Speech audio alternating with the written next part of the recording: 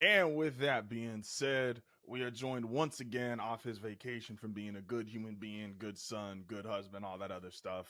Niggas all around just, good human beings and whatnot. Tony is back to tell us how perfect we just nailed another week of power rankings. Agrees with everything on the list unequivocally. Correct? What the fuck? What I, is this? you don't think I'm seeing the NFL perfectly? You don't think I this is like mean, the best? maybe you are. Who's to say? Who's to say? We'll start off here. Give me one team going both ways. One team that you think I probably got overrated, and one team think I got underrated. I just finally put Seattle and Indianapolis for the first time all season to get excellent because I don't know what to do with them anymore. Seattle just keeps kicking the shit out of people, and I get it. Washington and Arizona are not the greatest teams in the world, but they're Hmm. kicking the shit out. You up 35-0 at halftime. I don't care if you playing the fucking college team, right? Like you are doing something. What they're doing in Seattle, Sam Darnold is, if he hasn't broken that status, I know I've used Daniel Jones bias, but Sam is now on a year and a half of this level of play. Indianapolis, I've been saying I was more impressed um, in their loss to Pittsburgh than I was, I think, in any of their wins, because if you turn the ball over 5 times and only lose by 7, you a good ass football team. And so Right. even if I don't believe in Daniel Jones like that, I gotta believe in Jonathan Taylor, this offensive line, Shane Steichen, what they're doing. Like, those are, to me right now, would be the 5 best teams in football. I I don't necessarily disagree. Call me uh what's the right word for it? Someone that doesn't want that's not even the right word. Call me stubborn. Call me stubborn. Right. But I don't I don't take anything away from the Chiefs from losing to the Bills. And because it was in Buffalo and because of how they lost, I still Okay. think this is the leader in the AFC when we're talking about ability to make the Super Bowl. Um, I still think that they can be even better offensively. The defense, I think it kind of is where it is, but we know when rubber meets the road, Spags will make some shit happen. And they have guys on defense that are having really good seasons. When you think about Leo Chenal, Nick Bolton, those guys, they having really good seasons. Chris Jones isn't as dominant as he once was, but he's still Chris Jones, which that deserves respect. Absolutely. And getting Rasheed Rice back, getting him more acclimated, getting more practices and games under his belt and things like that is only going to make the offense more explosive. And they're getting good contribution. Now they can't run the ball for shit, but when have they ever really been able to run the ball? I think you really only look for that to happen in the playoffs, and when you need it, it happens. So I still have the Chiefs in that top tier as far as get excellent, but otherwise, I think this is pretty good for where we got it. So I did say, now obviously this is for a regular season, and so to follow up with this is how I view them in the regular season, with the exception of get excellent are teams that I think right now, if you asked me, could win the Super Bowl. I think the Chiefs need a little bit more before I would put them back. Obviously, once you start the playoffs, the Mahomes factor, the Andy Reid factor, you have to consider that. And Denver and Kansas City, whichever of them wins this weekend, unless we get another. Denver's great at 10-7 games. Ryan Clark, who I don't like whatsoever, he had the best tweet. And it's just like, if that game looks disgusting, Denver's going to win. And I'm like, I can't argue with you. Fair. The AFC this year is going to be really strange, in my opinion. I don't think the Chiefs are going to miss the playoffs. I know that, yes, I'm rooting for, and I got them losing this week, but I just can't. It's one of those things, like, I can't imagine my man them not making the playoffs, right? So there's a really good chance the AFC playoffs are Indy, Denver, New England as your 1 through 3 seeds. And then you're going to have Baltimore, Buffalo, and Kansas City as 4 through 6. And the Chargers are kind of holding on for dear life right now with all the injuries, but let's say they're the 7 seed, right? Hmm. How would this is going to be for everybody that wants to, like, people are going to have to really hold to their takes this year, because if you just believe that it's just a quarterback league, which is how a lot of people view these teams, a lot of people just go, is your quarterback great enough? I'm going to put you in the highest tier. Denver's obviously defensively led. Indianapolis, people think the quarterback is, though, even if you appreciate what Daniel Jones is doing, they think that's the weakest part of their team. And Drake May's been great, but he's obviously only in his second year. And I am kind of holding against them. You have played a really weak schedule. I think Drake May is great, but you're not going to get to play the teams he's really beaten up on in the playoffs, obviously. And so, in your mind, before we talk Ravens specifically, how would you play that out if the top three seeds are clearly not the three best quarterbacks versus the bottom seeds have the clear three best quarterbacks? Meaning, how do I see it playing out in the playoffs? Correct. Would you just go with the de facto you got the best quarterback, you should get that game, or do you think the quote unquote better teams or overall teams would get it done? No, because I root for a team who's had the better quarterback of the last few years, and it has not meant anything. So it's obviously a team thing. It's a coaching thing.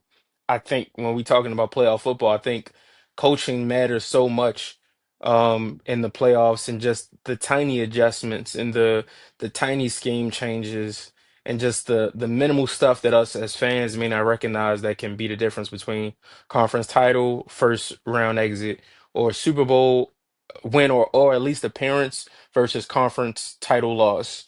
So I don't really abide by the fact that, if you have the top of the line quarterback, you win. But it's also a thing where if we go into the playoffs and the top three seeds, quarterbacks are Daniel Jones, Drake May, and Bo Nix. I don't think anyone goes into that thinking these are the leaders for the Super Bowl just because we've seen Daniel Jones at his best, which is this regular season, to be frank, and we've seen him at his worst, which has happened, at points this season, specifically in that Pittsburgh game, and of course over the last few years. And for Drake May, it would be his first playoff appearance. It'd be Bo Nix's second. And you just really don't know what that does. Like, obviously, the pressure's more how our guys react in that situation. So it's tough to say, but I always lean on better coach, really, more than anything. And if I'm looking at the better coaches, I'm looking at a McDermott, I'm looking at a Reed, and a John Harbaugh, because I have my issues with John Harbaugh as everybody else does, but at the end of the day, John Harbaugh was in the conference championship 2 years ago. He was literally, a play or two away from going back to the conference championship, which would have been his, I think, sixth conference championship appearance, sixth or seventh. So, so it comes down to that for me. No, obviously, and I'll ask about theirs in a second. The only obviously yes, the objective answers is like, okay, if you go into this playoffs, who's going to be the worst head coach in the AFC? That's tough because it's Reed, Peyton, Vrabel, um, John Harbaugh, Jim Harbaugh. Like it's a handful of Shane Steichen. Like it's a handful of guys who have all proven they can get it done. Steichen, I guess, would be maybe the de facto seven, only because he hasn't been here yet. But he was obviously part of that Eagles team, and they went all the way. So he's been in the playoffs as a coach. Um, if I'm Denver, realistically, I kind of hope seeding matches up the team that, if I'm being honest, I think we'd have the best chance of beating in the playoffs is either A, the Chargers, or B, the Patriots. And that's because if Denver's going to win a playoff game, it's because of the best pass rush since the 85 Bears. And even if Drake May is the best player on that field on offense and he's clearly the better quarterback, Drake May takes a lot of sacks. And if you tell me like those two teams meet, what's the way Denver can win? It's because you get after the quarterback. You get the quarterback on the ground 7 times. To the Ravens specifically, I just want to say, man, they 3-0 since I did it. I'm not going to say that I'm the reason. I'm not going to say that it's because of me. I'm just saying they 3-0 since I did it. How has the season turnaround, which everyone kind of expected when Lamar came back, has it looked like how you thought it would since Lamar Jackson came back? And you still feel confident they're going to chase down the Steelers? Um, They are 2-0 since Lamar's come back. They beat the Dolphins, which that win didn't look that great up until yesterday, considering what the Dolphins did to the Bills. So that win kind of looks better than it did a week ago. Tough one against Minnesota yesterday, like no other way to put it, just a tough game. Um, that defense played really well. Talking about the Vikings limiting the Ravens to field goals, I think the Ravens had 2 touchdowns in the fourth quarter, a Justice Hill run in and Mark Andrews touchdown. They were able to get into the red zone, but Uh, Minnesota tightened up when they got down into that area and forced the Ravens to kick a lot of field goals and keep that game closer than it probably should have been if the Ravens were executing at their typical rate. They got the big win against Chicago right before Lamar came back, which was huge.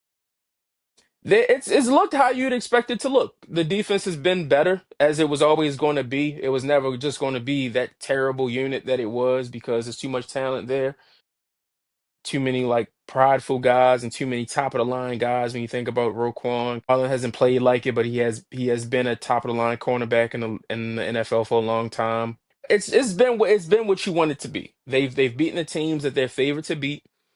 Um, the offense is still putting up points with Lamar back, 30 plus last week against Miami, 27 yesterday against Minnesota. So, a game this week against Cleveland that you'll be favored in, obviously, but it will be a tough game going up against Miles and all those guys. Cleveland hasn't looked great offensively. Defensively, they still show up to play. They make it hard. If the Jets don't have two back-to-back special teams touchdowns yesterday, maybe Cleveland can gut that game out just on a defensive effort. Um, but they're going to be favored in, I think, probably pretty much every game up until they go to Green Bay, I think. But like I said, this is what I expected. Like I said 11-6 and they win the division. I think they lose one of the Patriots or Packers games. I don't know which one. I think one of those they do lose, but I do think they end up winning the division. They close the year out against the Steelers, I think in Pittsburgh maybe. Last two games of the year are in Green Bay and in Pittsburgh. So tough environments, but it is what it is. That's the game.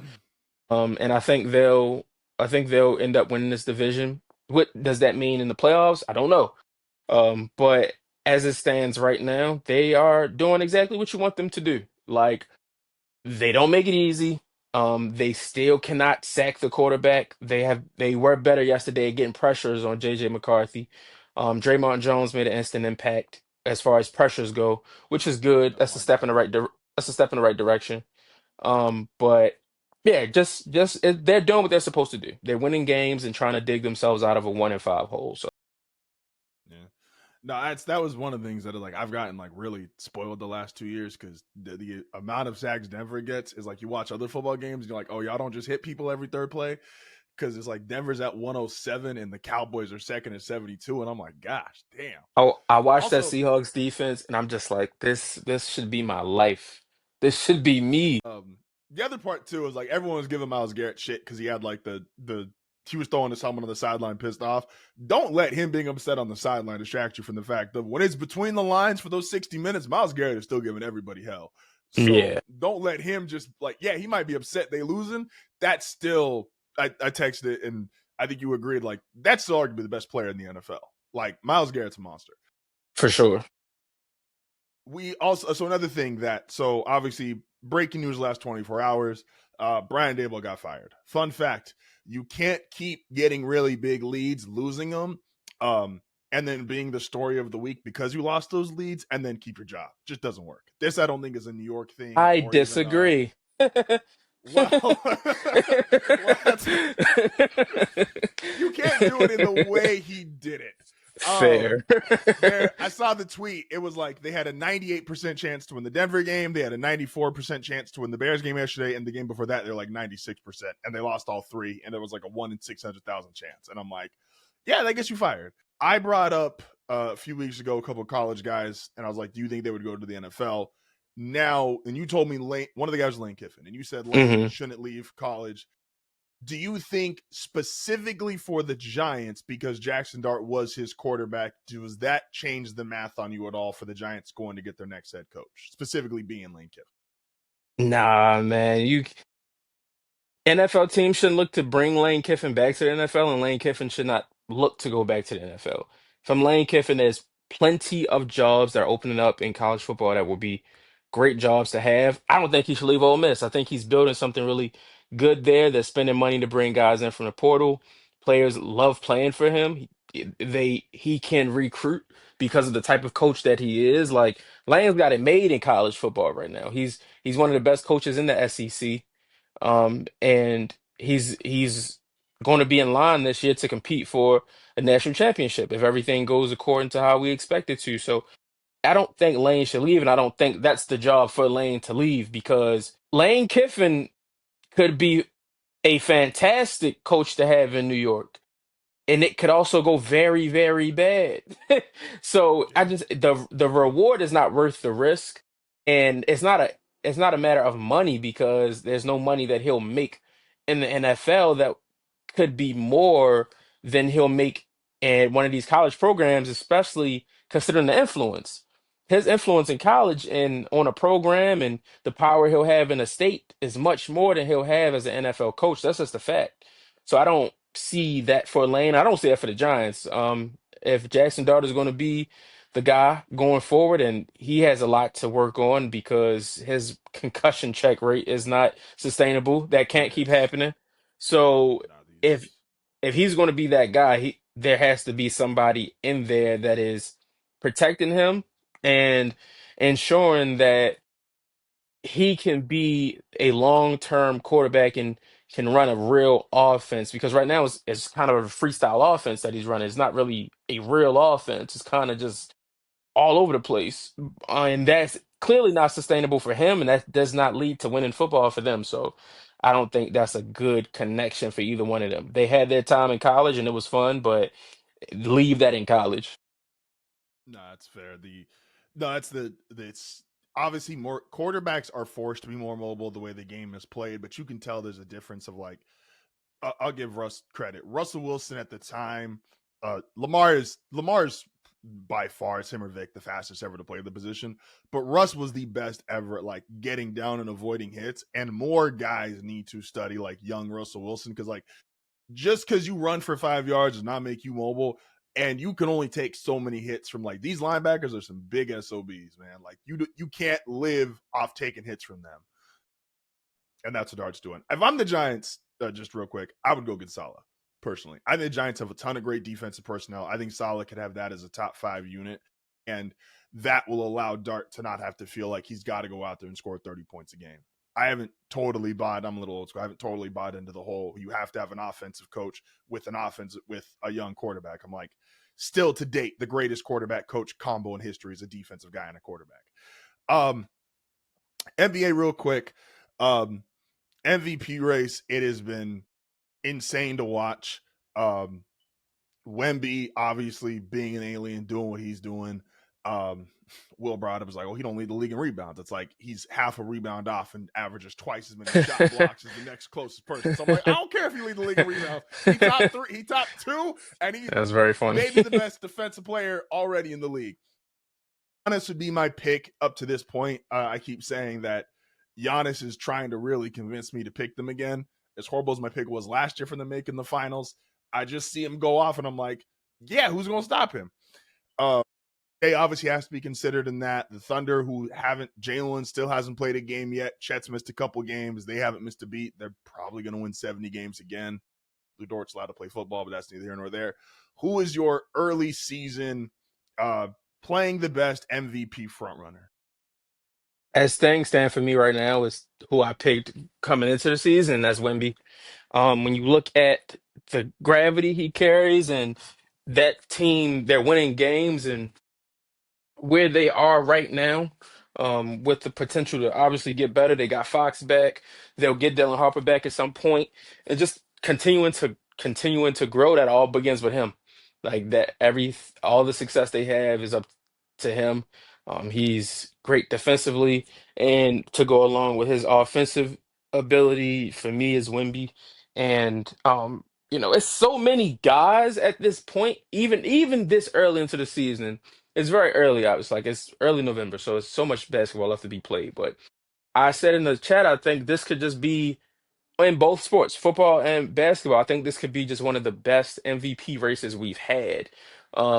Obviously, in the NFL, you see what guys like Jonathan Taylor are doing. You see what Drake May is doing.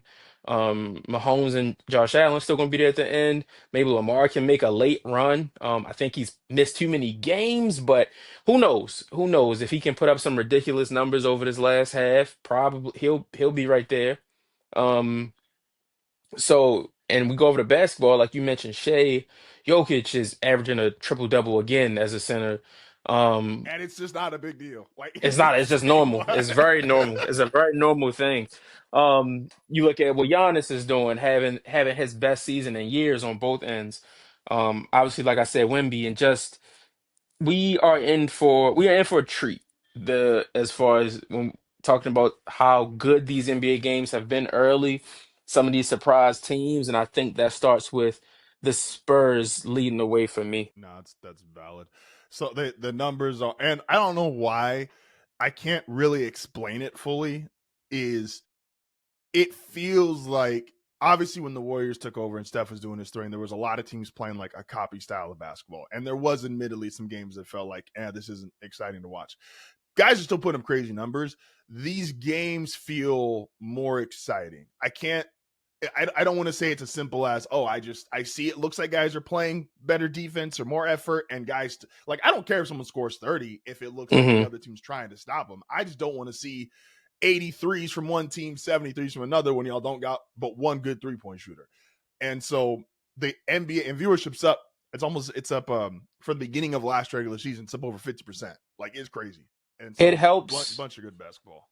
It helps when we are preparing to watch these games, and the people that are supposed to give you insight or Yeah, teach you about the game aren't telling you that I don't watch either one of these teams. These teams stink. that's I'm not watching this. You know I don't watch basketball until February. Like not having TNT and Inside the NBA in this atmosphere and the way that they've been over the last few seasons has helped this so much. no, Amazon I agree. and what they're doing over there has just breathed a new life into it. What they're doing on NBC with Melo and Vince and T Mac That and new Michael Maria Jordan interview. and Maria and Michael Jordan's insights has been a breath of fresh air, and even going over to ESPN, having given Tim Legler the A Yes. role, giving Tim Legler the A role finally with some Richard Jefferson to add some color. It's the league is just in such a good place. Adam Silver stinks. Need to do, they're still not doing a great job at marketing this thing in the way they should be, but if you're in the NBA ecosystem as a fan, if you're in the NBA ecosystem as media, you can feel this fresh life into it, and it's fun. It's so much fun. I was sitting there yesterday.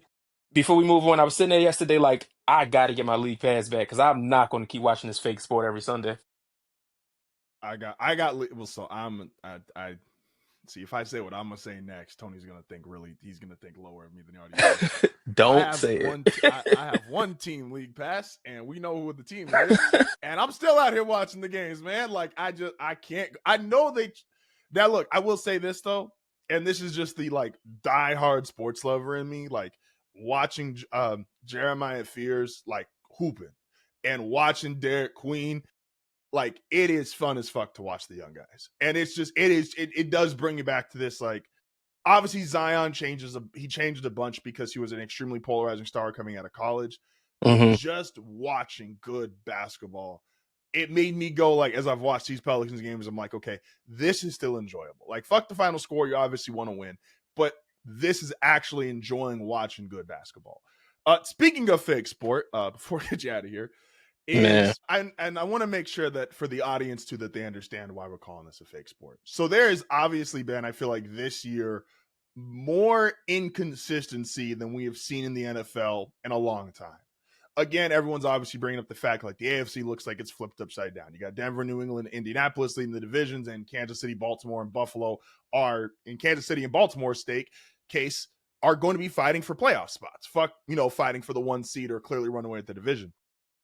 And then you get games like yesterday. I went 2-2 this week on picks just in, and I felt excited because I didn't know what the hell was going on. yeah. Baltimore struggling with Minnesota at parts of that game. Miami's blowing out Buffalo.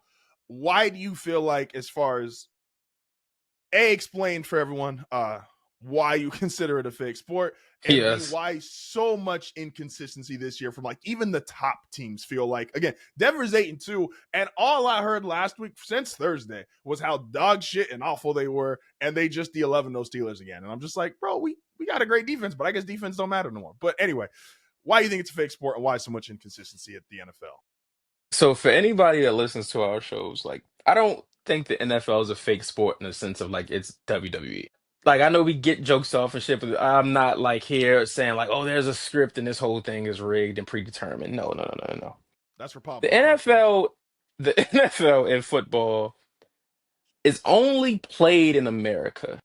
That means they don't play this shit anywhere else. Soccer is played everywhere.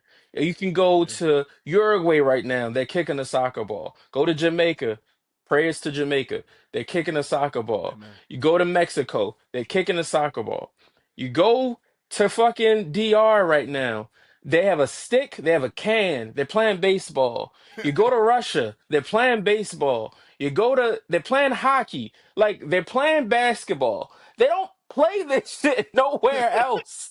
They don't do like there's not 11 people somewhere playing football.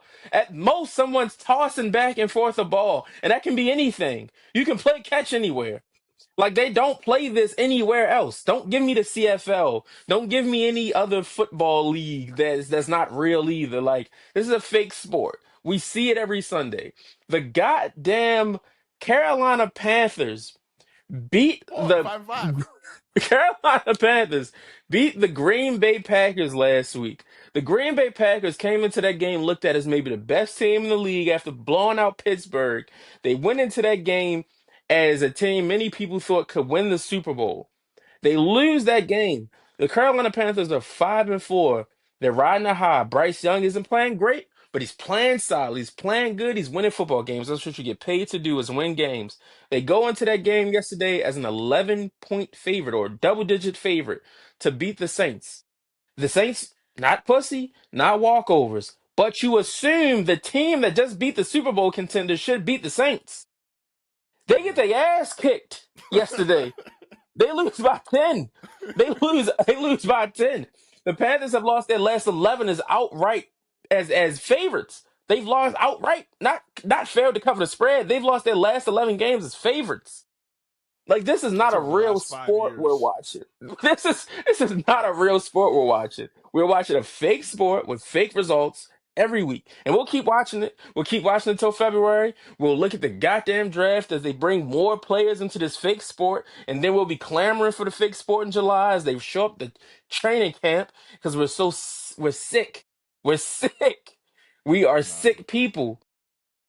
that's a fact. I ain't gonna when Jeremiah Smith had the league though, I ain't gonna call that shit fake.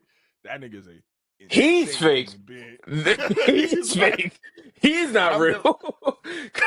Because I don't know what that is. And he can still get taller. He's only like 19 years old. He's still growing.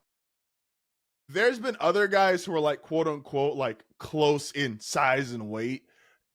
But he is the closest to like Calvin as far as like fluidity at that size, that big, that fast, hands like that. Like, because I don't think people realize like Calvin it wasn't just the fact that he was tall and fast. Like Calvin looked smooth when he was doing it. And a lot of tall people don't normally look that smooth. No, I Jeremiah just Smith watched looks DK like that. Metcalf play football. Yeah, that's what I'm saying. Like, and DK is by definition, he's like 6'4, 230, runs damn near the same. It's like, oh, he's an inch away from being Calvin Johnson. I'm like, no, he's not. Like, Nah. Calvin was a different breed of human. And Jeremiah Smith is a different breed of human. Oh, man. Hey, don't Jeremiah forget, Smith has year 4 Julio body. yes. Yeah. Julio's all, I'm sorry, I didn't include Julio. Julio was all set. Julio right now would be the closest. And I think Smith is even, as wild as this is even like, these are all S tier freaks, right? Like they're all crazy athletes. Yes. He is probably even closer to Calvin. Like Calvin to me is the ultimate S tier freak as far as a receiver goes. It'd be him and Moss, but it's like Jeremiah Smith he is fighting to be on that Mount Rushmore. Oh man, and I appreciate you as always. Don't forget to check Tony out. Group chat podcast to go live every Wednesday, 3:30 Pacific time. Appreciate you, bro. And we'll catch you next week. Yes, sir.